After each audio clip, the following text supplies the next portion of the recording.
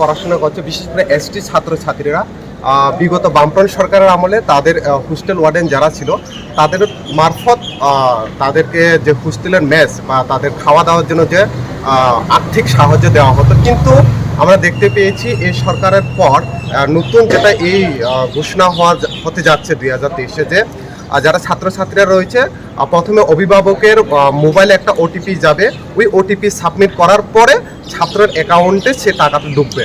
তো এক্ষেত্রে সমস্যা হলো কি, বিশেষ করে আমাদের যারা ট্রাইবাল শিডিউলের অংশের ত্রিপ্রাসা কমিউনিটির লোক গন্ডাছড়া রয়েছে, এরকম অনেক পুর ভিলেজ থেকে প্রপার ভিলেজ এরিয়া থেকে বিলং করে, যেটা তার কাছে এখনো মোবাইল নাই। তো তাদের কাছে যদি ওটিপি না যায় তাহলে এই টাকাটা তাদের কাছে আর পাওয়ার সুযোগ থাকবে না। তো আমাদের প্রথম দাবি এটাই থাকবে যে এটার একটা বিকল্প যাতে ব্যবস্থা করা হোক, যেহেতু এরকম প্রচুর ছাত্রছাত্রী রয়েছে তাদের মা বাবার কাছে এখন পর্যন্ত মোবাইল নেই, ওটিপি না যেতে হবে, তো এই টাকাটা মাংনা যাবে, এরকম না করে এটার একটা বিকল্প ব্যবস্থা করা হোক।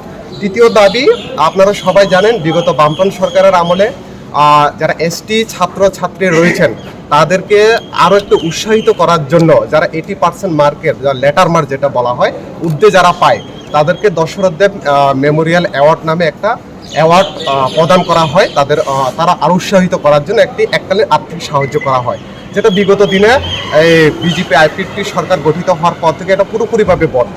সো এটা তারা অনেকে বলছে এটা চালু আছে, কিন্তু চালু থাকলে এটা আমরা দেখতে পাই না। আর যদি চালু থাকে এটা কেন বন্ধ হয়েছে, আর যদি বন্ধ করা হয় কেন বন্ধ করা হয় এর জানার জন্য এবং পুনরায় এটা চালু করার জন্য আমাদের দাবি। তৃতীয় দাবি রয়েছে স্কলারশিপ স্টাইপেন্ড।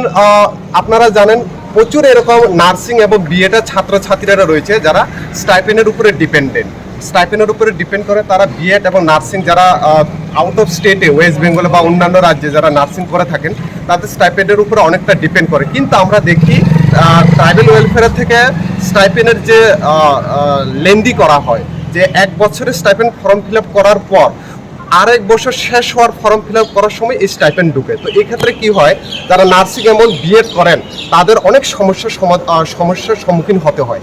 তার জন্য আমাদের দাবি থাকবে যাতে বিএড এবং নার্সিং যারা করেন এই স্টাইপেন্ড যাতে একটা নির্দিষ্ট সময়ের মধ্যে তাদেরকে প্রদান করা হয়, যা ক্ষেত্রে তাদের পড়াশোনা করতে যাতে অসুবিধা না হয়।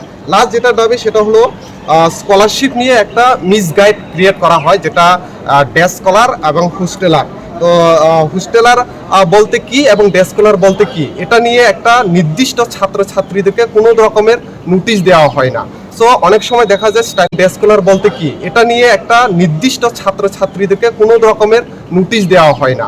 সো অনেক সময় দেখা যায় স্টাইপেন্ড ঢোকার ক্ষেত্রে কারো 3000, কারো 10,000, কারো 5000 এরকম একটা স্টাইপেন্ড ওরা পাচ্ছে। এটা নিয়ে ছাত্রছাত্রীদের মধ্যে দীর্ঘদিনের একটা ক্ষোভ দেখা যাচ্ছে। তো ডে স্কলার কি এবং স্কলার কি এটার একটা স্পষ্টীকরণ যাতে প্রত্যেকটা বিদ্যালয়ে প্রত্যেক বছর এবং কলেজে ট্রাইবাল ওয়েলফেয়ারের থেকে সুষ্ঠুভাবে নোটিশ দেওয়া হোক, এই 4টা দাবি নিয়েই আজকে আমাদের টিএসইউর কেন্দ্রীয় কমিটির একটা প্রতিনিধি দল আমরা এখানে মেমোরেন্ডাম সাবমিট করতে যাচ্ছি। আজকে এই মেমোরেন্ডাম সাবমিট করার ক্ষেত্রে আমি টিএসইউর কেন্দ্রীয় কমিটির সাধারণ সম্পাদক সুজিত ত্রিপুরা, জয়েন্ট সেক্রেটারি বয়ার দেববর্মা, কৃষ্ণা দেববর্মা, অঙ্কিত মহাসিং, আমরা একটা প্রতিনিধি দল আজকে এখানে মিলিত হয়ে ট্রাইবাল ওয়েলফেয়ারের ডাইরেক্টরের নিকট মেমোরেন্ডাম সাবমিট করছি।